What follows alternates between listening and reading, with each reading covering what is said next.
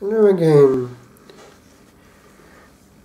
The liturgy is the work of the people of God, returning unto the Creator his rights over creation, of which we are the voice, over his creatures, of which we are the rational part. It is right that God have his part. We have not to do with just pure mind. We are psychosomatic beings, and we are engaged in time. So place, time, geography, and bodily language all form part of the equation. And so it is that the Holy Spirit inculcated in humankind the instinct of setting apart moments and times. Moments and times. In all religions, something of that is found. It is a universal experience of the creature, therefore, that one comes apart. One cannot actually ignore the wealth of experience, of meditation, of coming apart, of states of life which are apart even in non-Christian religions. One thinks of the tradition of monasticism within Buddhism, for instance. A friend of mine, the abbot of Preenich, spent a while in Tibet along with the present abbot, Tom Francis, and they were interested in what they could find there with regard to the semina verbi, the seeds of the word, of which actually the Second Vatican Council speaks when talking about the work of the Church in mission lands. One respects what one finds. One doesn't come in that spirit of, as it were, self-sufficiency, as though we had everything to teach and nothing at all to learn. It applies also within the Christian family, when dealing with our brethren who haven't the fullness of faith. We respect what the Spirit might be doing even there, and we stand back in awe sometimes to see the genuine sincerity that they have, and therefore the authentic fruits of sanctity which come out of that encounter with the same God. And so humility is the correct bridge between our soul and every other, from wherever that other soul may be coming.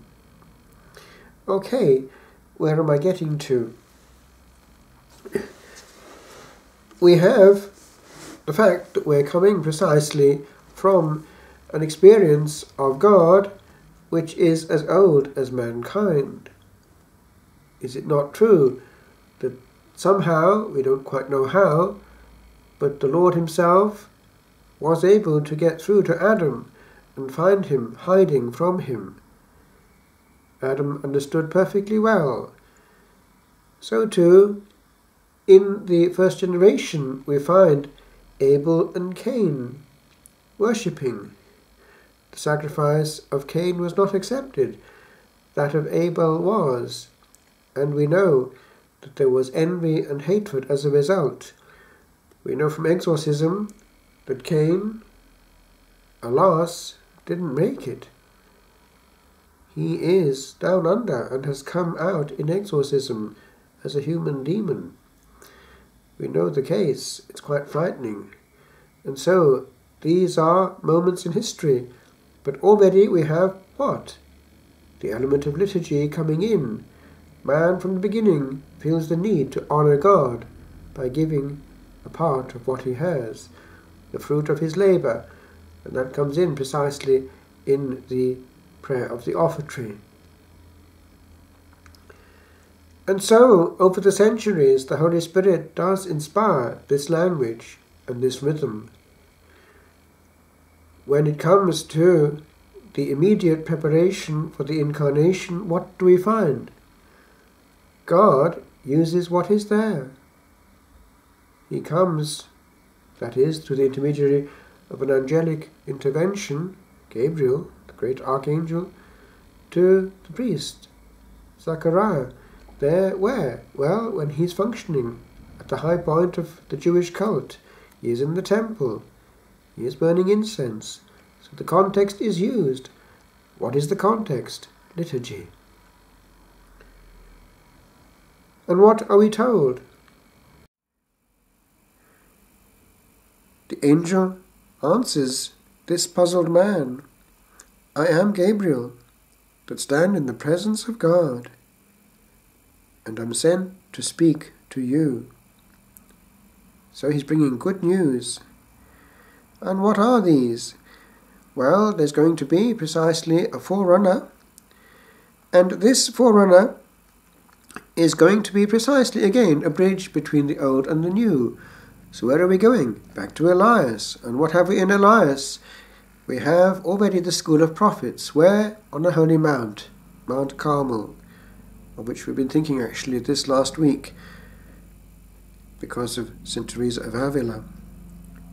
So, he shall go before him in the spirit and power of Elijah, to turn the hearts of the fathers to the children, and the disobedient to the wisdom of the just, to make ready a people prepared for the Lord. Now I want to pause there for a moment, because that also enters into it. We need to be ready for the encounter. There is a one-liner in the beautiful work of Saint-Exupéry, Petit Prince, the Little Prince, which says, Il faut préparer le cœur pour la rencontre. We have to prepare the heart for the encounter. Is that not true? The Lord can't get through to a barrage of noise. Just think how Hitler made the mistake in the Second World War of sacrificing large numbers of very good pilots so as to bombard London. Each time many good pilots were lost in this barrage of defence. In the same way, the Lord has many graces prepared for us, and many are sacrificed in a barrage of defence, which we succeed perfectly well in erecting. It's our own noisiness. We're not available. Even when in prayer, we're in noise mode. So I want to come into that. It concerns both the Breviary and the Liturgy of the Eucharist. This I was given again this morning, and it does concern us in the Liturgy, both in the Breviary and in the Eucharist. It's our Lord asking for silence. Here we are, the little child Jesus, peeping from the tabernacle, wanting our attention, our total attention. And he's saying, shh, if you are going to talk in my house, please talk to me. I am in the tabernacle. I am the Blessed Sacrament. Tell me all your problems, and between us we can solve them all. Please don't distract anyone else from talking to me in my house. Thank you, your Saviour. And back he goes into the tabernacle, appealing for delicacy. This is in the context of what little Jacinta of Fatima was given to understand before she died. She was, as we know, dying alone, far away from home. Little Lassie, the youngest beata in the church, was not a martyr, but she was a martyr of pain. She, noticing that many visitors chatted and laughed in the chapel in the orphanage in Lisbon where she was spending these last days in pain, this little blessed Jacinta asked the Mother Superior, Mother Godino, to warn them of the lack of respect for the real presence that was represented by this chatting in church. When this did not bring about a satisfactory result, she asked that the Cardinal be advised that Our Lady does not want people to talk in church. So already when we come into the place of encounter, whether it's a chapel, if it's a community, or whether it's a church, if it's for Mass itself, there is this immediate preparation. The Lord, as in the case of Zechariah, is sending a forerunner who will prepare the way of the Lord. So too, he's asking for sacred space before we engage with him. And this sacred space is made of silence and separation. So physically, this does matter.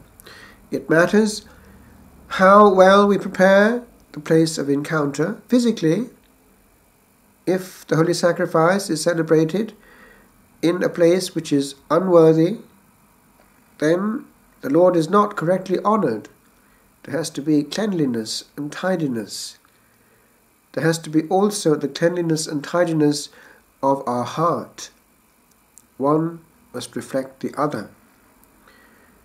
But also, if we're in community, the place where we go apart to meet the Lord together must be apart and not more of the same thing.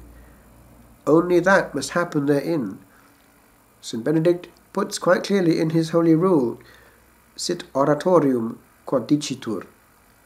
Let the oratory be that which it is called. Oratorium, therefore, we only orare, we only pray in that sacred place. And he does actually insist that a brother who wants to remain in prayer must not be disturbed.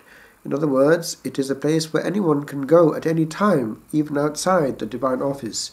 It is the privilege of the soul to drift towards it. And in the rule of the Reformed Cistercians, it is a custom that when one is not engaged either in a community exercise or in manual work, then all one's time goes to spiritual reading and mental prayer. So people will always drift in and out of the oratory, the church, the monastic abbey church. Therefore, God has his rights, and often these are the highest moments of one's life, because in the secrecy of the soul one can drift towards the tabernacle, and the place of honour should be visible. At La Trappe we were greatly blessed, because the tabernacle was in the chapel at the end of the church. In the far end there was a series of chapels, each with a little alcove, a round semicircle, and the one furthest away was the one where the Blessed Sacrament also was. There could be celebrations also at these altars early in the night, but the tabernacle had never been removed, and also the great advantage was that there were two kneelers, and these were not visible to the others because they were behind columns, one on either side, and so one could spend quiet moments and long moments before the Blessed Sacrament, and even in choir one could see the tabernacle, and it was a great help. One needs a place where one will not be interrupted or interfered with. If that is not there, and if the instinct is not there, if the instinct is to go toward a television or a computer or a newspaper, then if that prevails, there is something wrong. One can ask what one is there for. So, preparation for encounter is needed. Now, in the world, we have not that infrastructure, and so we need to make up for it. So, we need some kind of both rhythm and geographical separation, allowing us to have places and points of encounter, lest we always doing things, and ending up at the end of our life having done many things, but no rhythm, no punctuation, no coming apart, no preparation for the encounter. And therefore, where was the encounter? Was it purely theoretic? I remember the Archbishop of Cardiff saying years ago, when I was in school, he was preaching actually in Llandaff Cathedral, which is an Anglican cathedral, and he's preaching quite well. And he put this to us with regard to the illusion that we're always in prayer mode. He just said quite simply and bluntly, you can't be praying always, all the time, and everywhere. if one isn't praying some of the time somewhere and in some place, therefore, which is prayer and nothing but prayer. He was putting on guard against an illusion. We have to be actually in 100% prayer at times. So this 100% means what it says.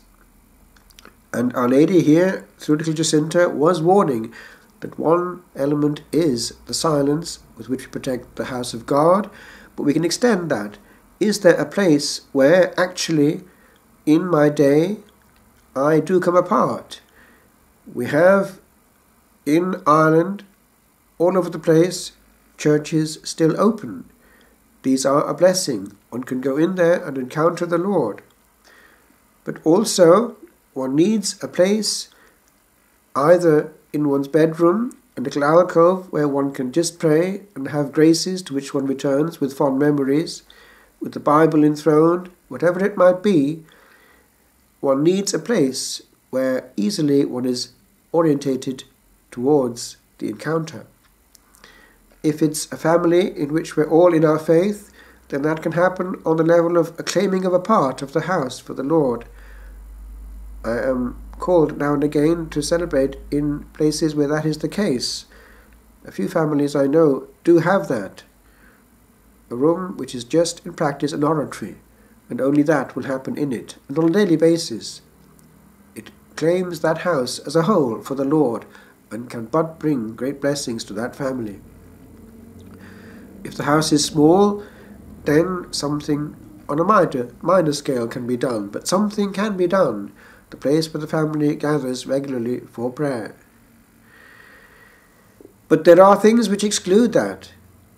We can't have blaring forth noise. It doesn't invite to prayer, and one can't just crash in and out of prayer like that. This preparation for prayer is a lifelong event. The remote preparation, but that involves the discipline of absence of noise. And so, to get where I want to land today, it's the question of the rhythm of prayer in the hours of prayer.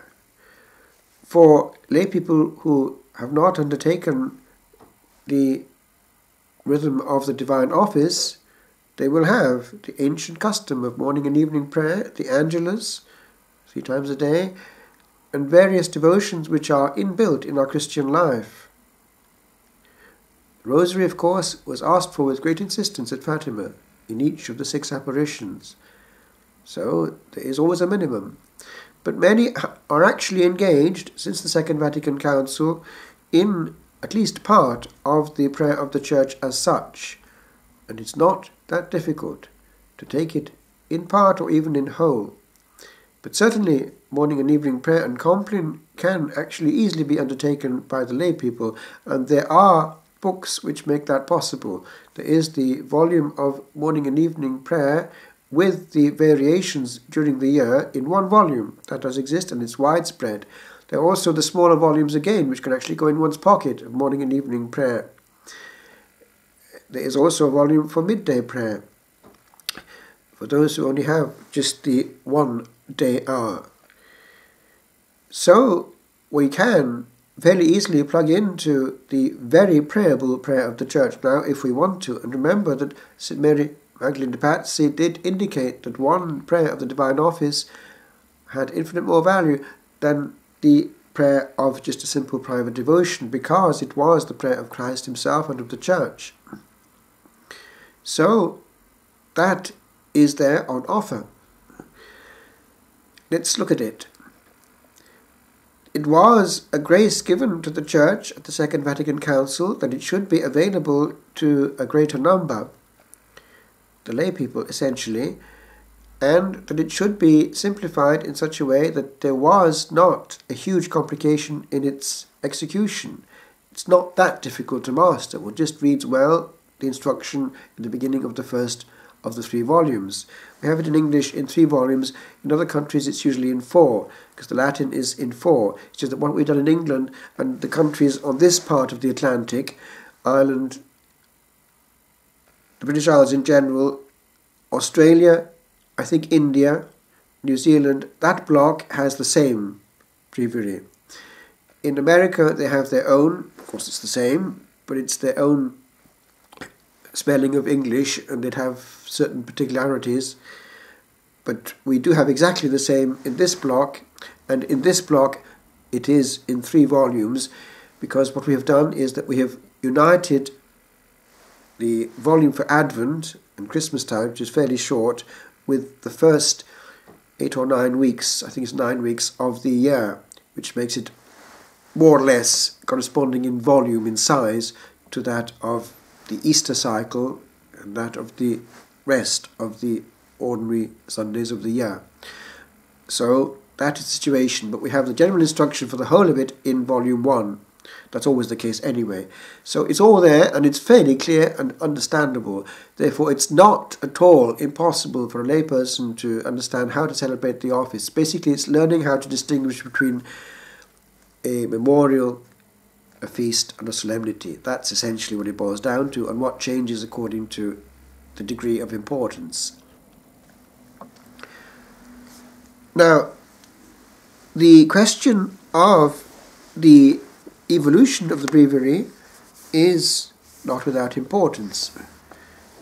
The instinct is there already in the early church. Indeed, in the Acts of the Apostles, what do we find? The apostles are going up to the temple at the hour of prayer, being about the 9th hour. So already there was a punctuation of time there, for instance, at that hour. That becomes nona ora, which our word noon comes from, because it was brought forward to noon because of the discipline of fasting in Lent. But theoretically it should be at 3 o'clock in the afternoon. The word has influenced our language. So this rhythm of time is developed in the monastic world in particular. It became very developed in the East, and is still the case to this day on Mount Athos. And all-night sessions of prayer are not unknown. Big feasts have these continuous nights of prayer. And the element of night prayer is actually also of apostolic origin, insofar as people look towards the passage in the Acts of the Apostles where Paul and Silas in prison were singing hymns to God at midnight, it says quite clearly. So that's been looked back to as an origin of the monastic night office. And what are they using? Well, they will be using the hymn book of the time, which is the Psalter. Therefore, the monastic office does the same. But there have been codifications over the centuries of this corpus of prayer. Some were more successful than others. There was always the need felt to have it as good as it could be, because of the large number of clerics that it involved. We're talking about the West here. And it was always a strict obligation from major orders onwards, the whole breviary. So we have different reforms. The Council of Trent was a time of standardization, and around that time there was more than one effort on doing what was in the power of man to have the best possible breviary. Let's look at what happened after the publication of the Missal of 1570. We have Clement VIII's work. His dates are 1592 to 1605. Now he had this 1602 edition of the breviary. He corrected some of the manifest errors found in that of 1568.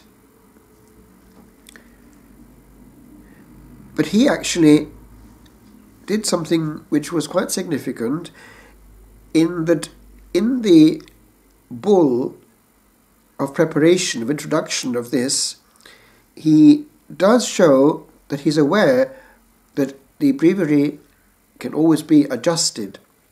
So he's not doing something as cast iron as the publication of the Missal of 1570. in his bull, prefixed to the new edition of the Breviary, the strictly prohibitive terms of the bull Quod a nobis of Pius V, which had accompanied an earlier correction of the Breviary, is leaving a certain latitude. That is to say, that the text of the Roman Breviary is something susceptible of amendment. Now that's showing a certain openness there. We're here into church discipline, listening to the voice of the Spirit and also the voice of the age, because actually tastes do vary. Here, the nature of the liturgy is a living organism, and that is underlined, giving the lie to those who would close liturgical history or development with the Council of Trent. So this is kind of important because the Breviary will have a life of its own. Something happens under Pope Urban VIII. He's reigning from 1623 to 1644. So it's a kind of typographical revision. It could be described as a minor development in the liturgical organism, but for the personal interest of the Pope, with the help of a commission of 4 Jesuits, in reforming this text of the hymns, in particular of the Breviary, it was to give satisfaction to the taste of the time. So let's see what's going on here. Liturgical historians seem to be unanimous on this, that it wasn't successful precisely because the taste of the time wasn't perhaps the best as regards what is noblest and most natural to the Christian instinct, because it goes into a kind of classical purism which actually loses the natural oomph of our hymnody.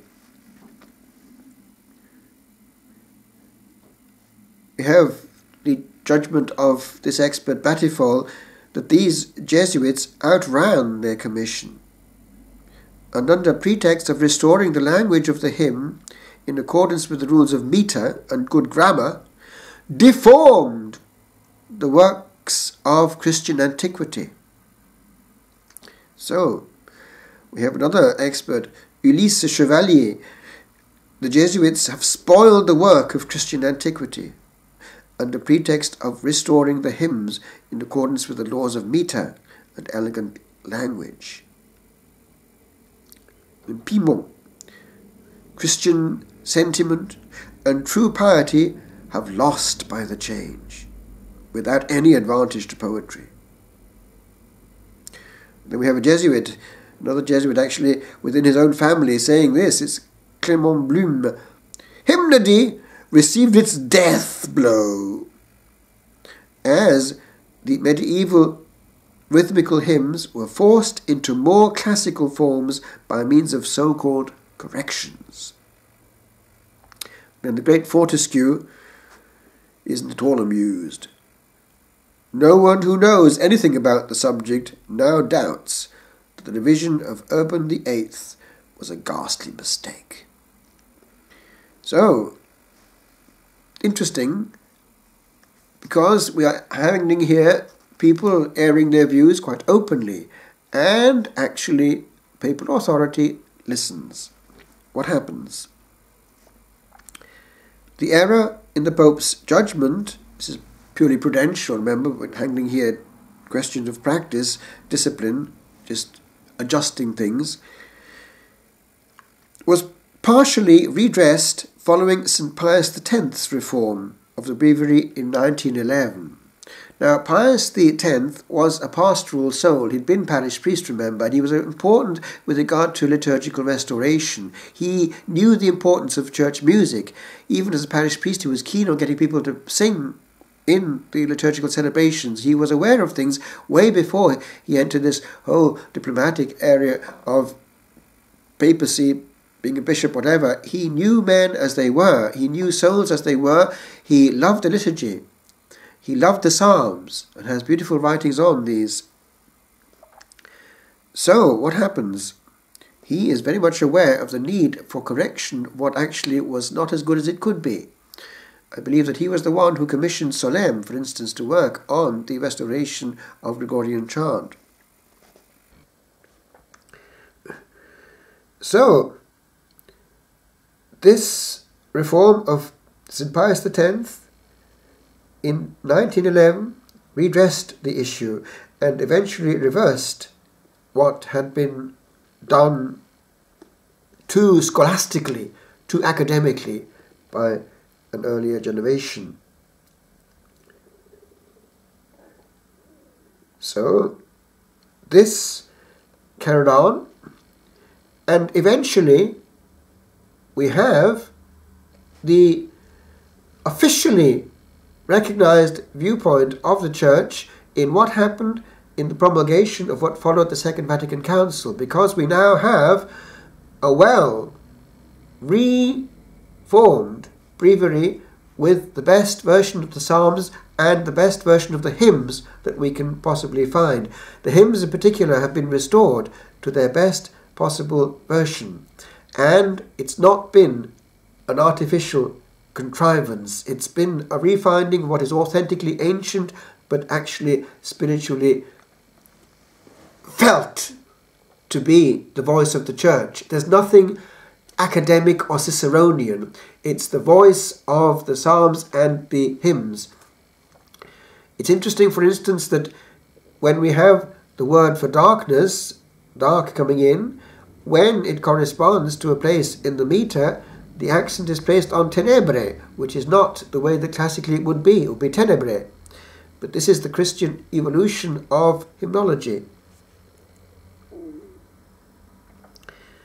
So, we have here an interesting moment in history, culminating in what we have now in the Latin Breviary. Now, I want to come back to this question in a minute, because we have here a point of departure. We have what came from the Second Vatican Council as the Editio Typica, the official prayer of the Church in Latin with the official hymns, but then we have a problem. What happens when it comes to the vernacular? So in that I will come for the second part, because it's a problem of its own.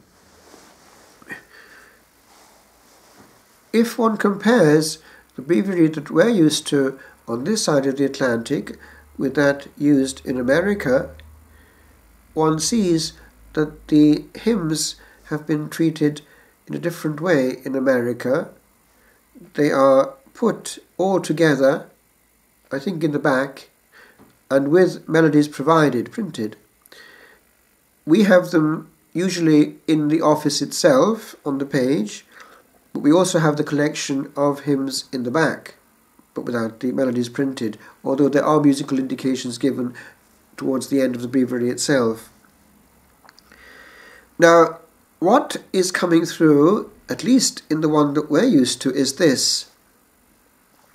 They are giving us a fairly small selection of hymns, but hinting that one can use many more. That's the bit that often doesn't happen, actually, but it could happen. For it to happen, one needs a supply of authorized hymns that one can use, and it can happen very well. I noticed actually in a good abbey in England, it was Ramsgate, that is what they were doing, and they were doing it very well. They had a very simple but good office with the fortnightly cycle for matins, vigils, which is what is suggested for contemplatives, and then they had the Robin selection for the other hours. Although I think they actually only had sext. I don't think they actually had terce unknown, strangely enough. And the hymn was, for this question, the interesting part. They had a very good selection of hymns, and they were going well out of what was inside the breviary itself.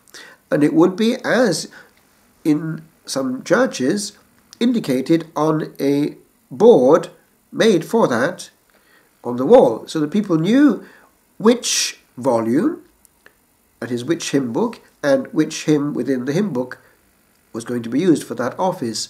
And they had a simple way of doing it, actually. They put the colour of the hymn book they were using as the indication, just the colour, and then the number to find the hymn. And the result was actually quite pleasing, dignified, and with a great variety. That was a healthy understanding of the openness which is in the Breviary. Because if one confines oneself to the limits of what's actually printed, it's not as rich as it could be, and also not as equal as it could be in quality, because some are better than others. There seems to have been a deliberate choice not to use what actually could have been used, because in the indications coming actually in the general instruction itself, the question of the night office was looked at, and that there was going to be, as there is in the Latin, a hymn for when the office of readings is celebrated at night, as it is in monastic choirs, and when it is celebrated in the day, when it would be if a priest on his own were at a calm moment in the day, catching up on what might not have happened before dawn. That was not reproduced in the one that we have on this side of the ocean. So, in practice, one could look for another night hymn somewhere else for the weekday offices if one is celebrating at night. There is also the question of the way in which a very large number of ancient Latin hymns were not reproduced in English, even though actually a good translation does exist of most of them in the Anglican hymnal, Hymns Ancient and Modern, which has maintained the liturgical ear, and many of the saints. And so they could have been used, and presumably they could actually be looked at again, because they are of poetic quality and are faithful to the original, done by good translators who knew their Latin. They're part of Christian heritage. So, Stanbrook Abbey did work quite a lot on them, and we have quite a few of the Stanbrook hymns. They're the English nuns, although now they've moved from another house. They've moved from Stanbrook to another place now in Yorkshire. But they have a good tradition, and a lot of what we have comes from Stanbrook, even actually printed in the Breviary as we have it. And the melodies are very quite nice, monastic melodies quite often, and they can just use the Latin melody, the Gregorian melody. They go very well if they're in the same metre. But some are original. But there is a problem, because if one compares what we have, at least in the Breviary as it stands, on this side of the Atlantic, with the equivalent in the Latin, it is actually a downgrade. We have lost a lot.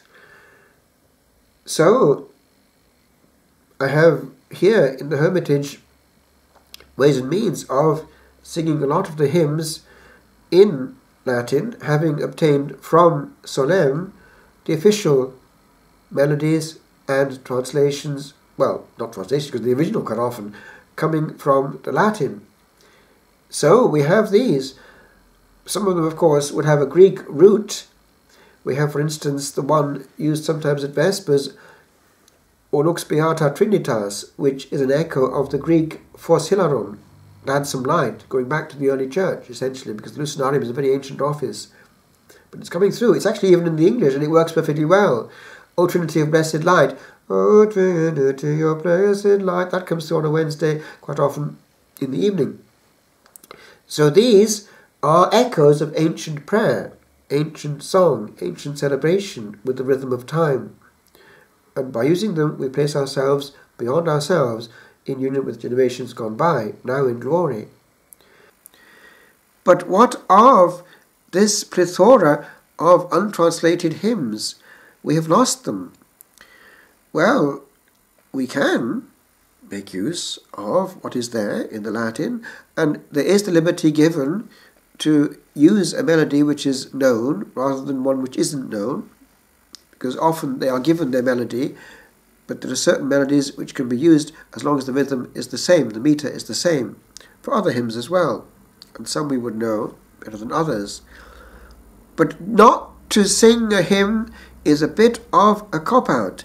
Hymns are meant to be sung, and it's not really the correct execution to use them just as said prayers, when they could be celebrated and given their dignity as prayer in song, which is what they're meant to be.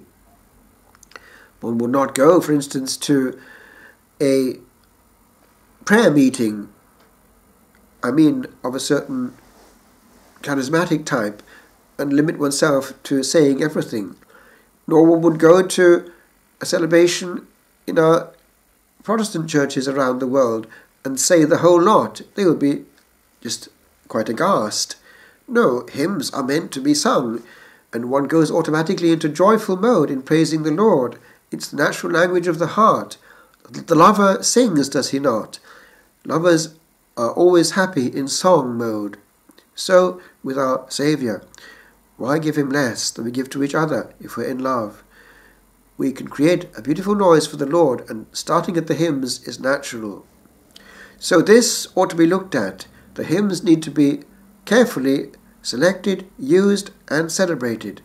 And we need therefore to get out of the rut of only using actually what is provided, remembering that those who gave us the English Breviary were dropping the hint that you use actually what's out there to supplement this. Here we only have the bare bones. So I must wind up. When in Rome we had happy celebrations of the office. Of course we were young and we were just going towards the priesthood or already just ordained. And both in the place where I was staying after ordination, immediately the American College Maryknoll, that's why I know slightly the American version of the office, and in the Convito of the Angelicum, that's the Dominican place, there was a good celebration of the office. We would sing, they had good voices, both the Americans and those in the Angelicum, and we did go into celebratory mode. It was a smaller community there, the Maryknoll missionaries, but they did it quite well. And then the experience then, when I was just finishing in Rome, the last months were spent actually in the Convito, that's the place where the students can live, with some of the lecturers, in the Convito of the Angelicum, which is a very large Dominican complex. There, the office was sung quite well. And in fact, with Paul Murray, I used to help to get the thing organized. And it was with the correspondence and collaboration of these good students who were happy to sing. And it could be done. So we had nice celebrations with the psalms sung. All three psalms for Lord's, I think at Vespers too, were sung. Yes, they were. And the canticles and all this. And it was quite nice, I must say, and it made a big difference. As regards the office of readings, that was said rather than sung in that community, but it was nevertheless dignified. But these were moments where, in front of the tabernacle, one was genuinely giving our best to the Lord. I noticed also how Father Paul Murray would spend half an hour in mental prayer after the office of Lords, before going to the collations, the small breakfast. There he'd be quietly in prayer, executing there that other part of Dominican life, contemplata tradere, to contemplate and to hand on the things contemplated. Therefore he was contemplating, and only then would he lecture. So these were moments also of formation for us, giving, if you like, the key to the day, that one receives quietly and one has time to do well what actually is invisible, but gives sense to all the rest. But the quiet celebration of the office was a great help. And I remember how my prior, eventually in France, no, actually he was a Frenchman, a Breton, who invited me to go to St. Antimo when I was being transferred, had actually put in a letter that the office celebrated in this mode, sung solemnly, gives the soul a great serenity. And it's true. One is outside time, having time, quality time, to do well, that bit of time which is God's. And it gives sense and calmness to all the rest of time. I remember hearing this comment from a fellow student of mine in Rome.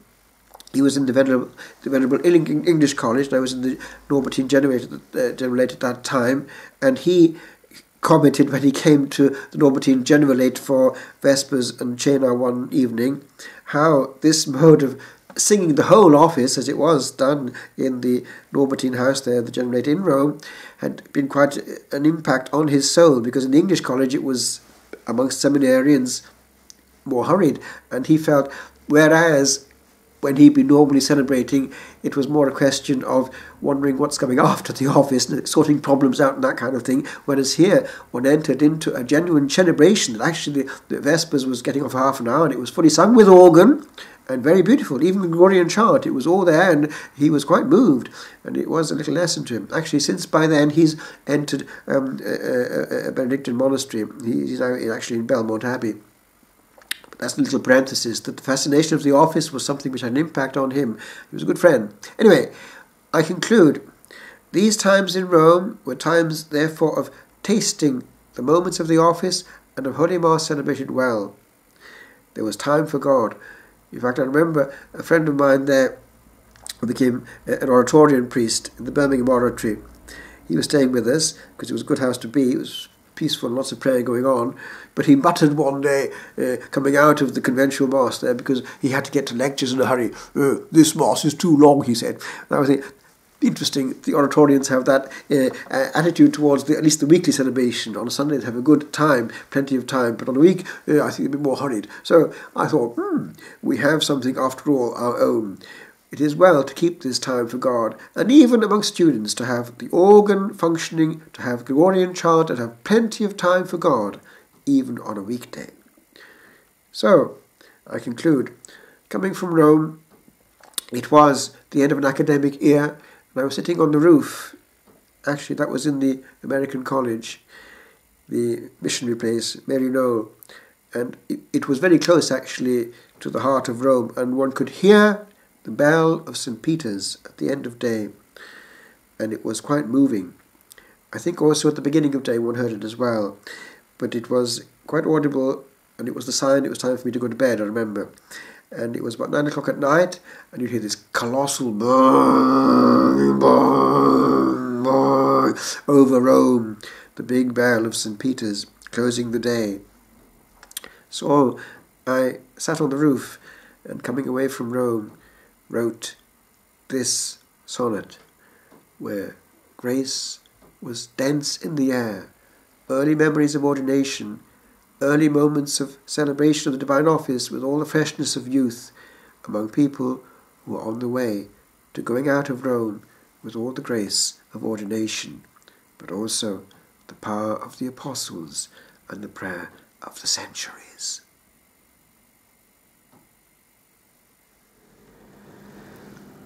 Peter Tide.